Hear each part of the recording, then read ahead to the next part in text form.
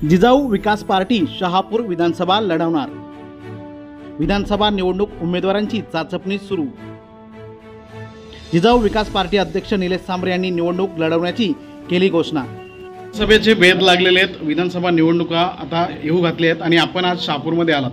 आपण तर लोकसभा लढवलेली, आता आपण विधानसभा लक्ष केलेली जिजाऊच्या माध्यमातून अनेक उमेदवार देखील आपल्याला भेटीला आलेले आहेत। आता आपण चर्चा करतायत नागरिकांची, काय एकंदरीत सांगाल? सर्वात मोठा पक्ष म्हणून लोकसभेला शहापूरच्या सगळ्या मायबाप जनतेने दाखवून दिलं, जनाधार दिलेला आहे।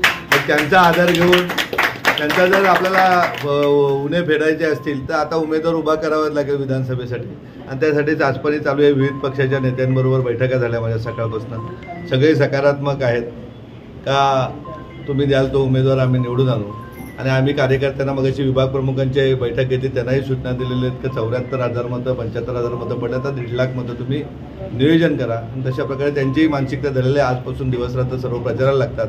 उमेदवार कोण देतात त्याच्यापेक्षा उमेदवार निलेश सांबरे समजूनच कामाला लागा, जेणेकरून संविधानाने दिलेले अधिकार आज शहापूर बघायला गेलं तर पनवेलपेक्षा जास्त डेव्हलप व्हायला पाहिजे होता जर व्हिजन असतं आपल्याकडं तर। परंतु सगळ्यांची मोनोपॉली झालेले, ते मोनोपॉली कुठेतरी दूर करून जे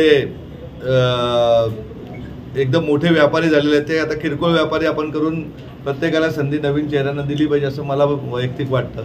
जरी एक 8-10 लोक जे शहापूरचे आम्ही निवडले, विविध पक्षाचे मोठे पदाधिकारी, जिजाऊचे 4-5 त्याच्यामध्ये आहेत, हे ठरवतील तो उमेदवार देऊन त्याच्या पाठीमागे जिजाऊ संघटना कायमस्वरूपी उभी असेल। लोकसभेसारखाच विधानसभेचा काय नेमका अजेंडा जिजाऊच्या माध्यमातून असेल? लोकसभेनंतर अख्ख्या देशामध्ये एकमेव उमेदवार असेल का जिजाऊ संघटनेचा का ज्यांनी पराभव झाल्यानंतर सुद्धा लोकांना आश्वासन दिलेली, पूर्तता केलेली आहे।